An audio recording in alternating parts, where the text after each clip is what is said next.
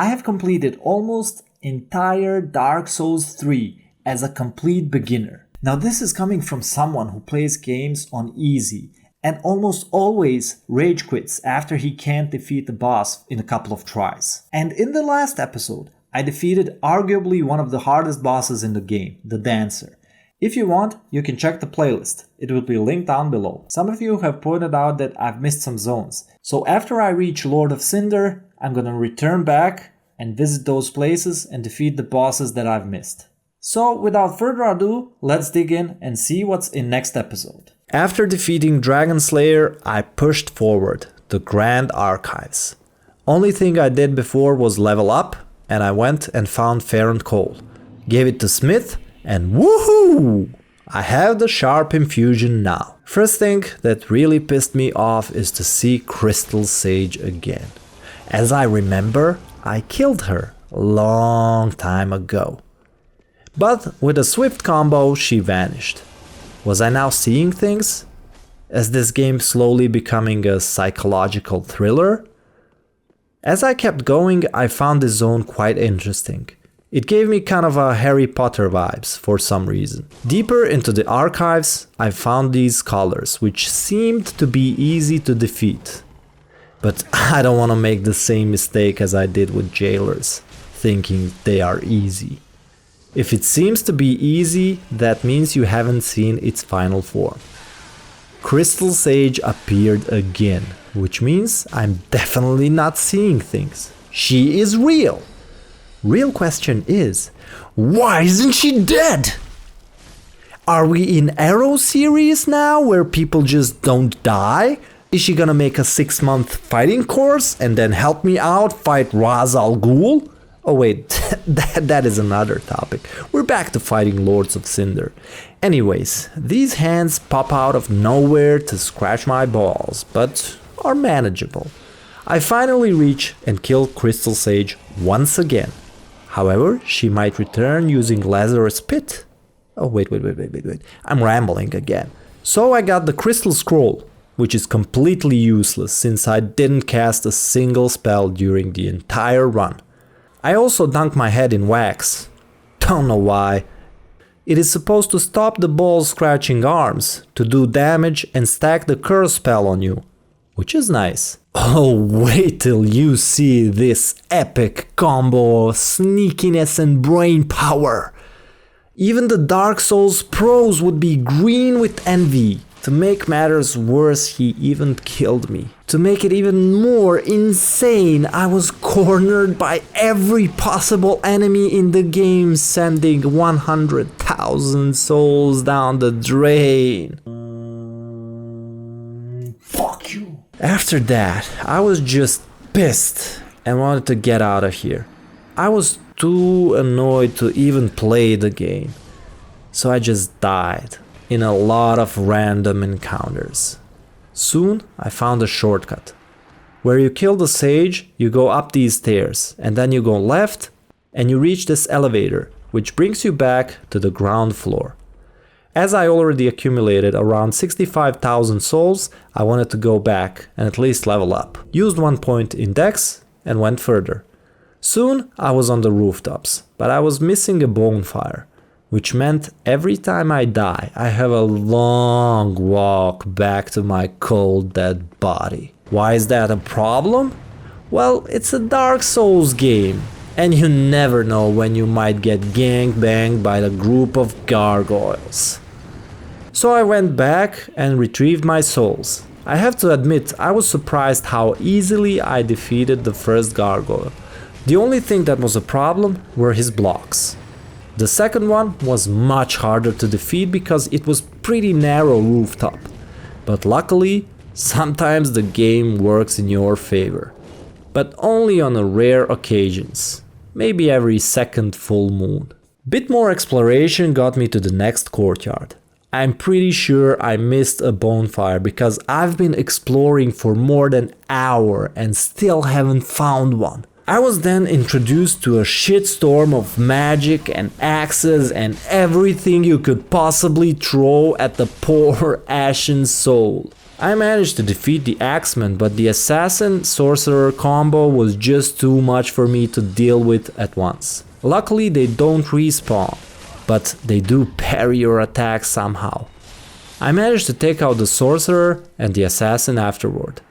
Don't mind the arrows. I'm fine. As I entered the room, I found another elevator which led me directly to the first Bonefire. Well, at least something. Another shortcut. I went back to Firelink Shrine, leveled up my dexterity for a massive 3 points. I remembered I have some souls to crush, which I did, reinforced my Astora Greatsword to +9. Now I'm a serious threat to enemies of Lothric. I then spent remaining souls on Vitality to increase my equip load. Why? Only so I can equip Dancer's armor without affecting my rolling abilities. With sharpened sword and a shiny armor, I was ready to face any opponent until the fat angel showed up raining Shitstorm over me. I decided to take another road because it was much better to fight easy opponents. But those guys weren't that easy either. As I was struggling to get my shit together, I got surprised by the unseen enemy. After having a little bit of tantrum, using the power of battle meditation, I was able to continue further. Fuck! I guess you have to pull the lever first. Fucking idiot! I returned back to finish what I started. Luckily, Astora Greatsword works well with shielded enemies, and I was able to cut them down, even if they healed themselves. Damn, that's all I need now. Enemies using potions and shit. I used the good old charge attack on this knight. Well, it was too good to be true anyways. So once again, I defeated those guys, and the next one got a forgotten art of parry shoved in his face. I just love the animation on this one. This time, the charge attack knocked him down, which made him much easier to fight. And just when I thought the hard part was over, loving it, Miyazaki, you sadistic son of a bitch. I drew them one by one, which seems to be working fine. I used my charged attack to knock them down and then finish them off. Oh, you think charged attack is your ally? You merely adopted the thrust. I was born in it, molded by it. Bloody peasant. Climbing up the stairs led me to this passage, which led to elevator and eventually to the place where I fought Dragonslayer. While I was there, I used the Bonefire to go back to Firelink Shrine and level up my endurance. As I went back, I was faced with this heavy ass door. Luckily, I was bench pressing 150 kilos at the time, so it was not challenging. Oh dear. Another dogged contender. Welcome, unkindled one, purloiner of cinders. Mind you, the mantle of Lord interests me none. The fire-linking curse, the legacy of lords, let it all fade into nothing. You've done quite enough. Now have your rest.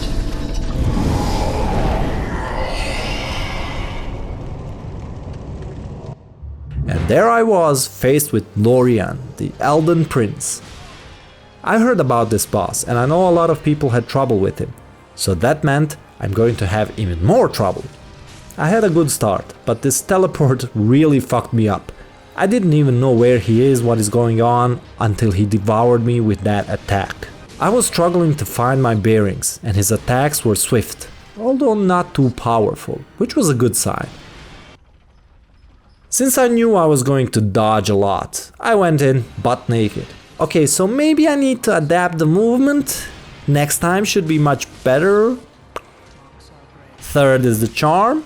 In a typical fashion, this challenge was a walk in a park through a quicksand filled with landmines. This try I got into the zone.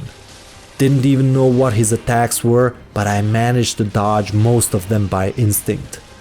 Let me remind you that this was 11th try, and I was so close. Now let me put this into perspective. I've heard about this boss, and everyone told me he was hard. And if I had trouble with Dancer, I'm gonna have much more trouble with him. And here I am, at 11th try, killing him. And as competitive as I am, I was like, yeah, you got nothing on me, ain't nothing but a peanut. Right point, baby! I was excited. I knew I was gonna get him next try. But once again, I forgot one key detail. That was only first phase. My enthusiasm took a nosedive when I saw that there was a second phase. The first encounter with the second phase was just me dodging my sorry ass to death. Next couple of tries I could have done better, but then I tied my shoelaces, straightened up my shirt, a little bit of pants I had on me, and dropped a little bit of knowledge on you. First thing, he's weak to lightning, so you might as well use that to your advantage. So the first attack to be careful of is his Holy Flame Beam attack. It has huge range and leaves him open for a couple of attacks. Just make sure to roll towards him as the beam is about to hit you. Next up is his forward slam. Again, roll into him, an attack or two. Same thing applies for the forward thrust attack, roll into him, attack. Now, as we get to second phase, you can apply Gold Pine Resin again and run as fast as you can.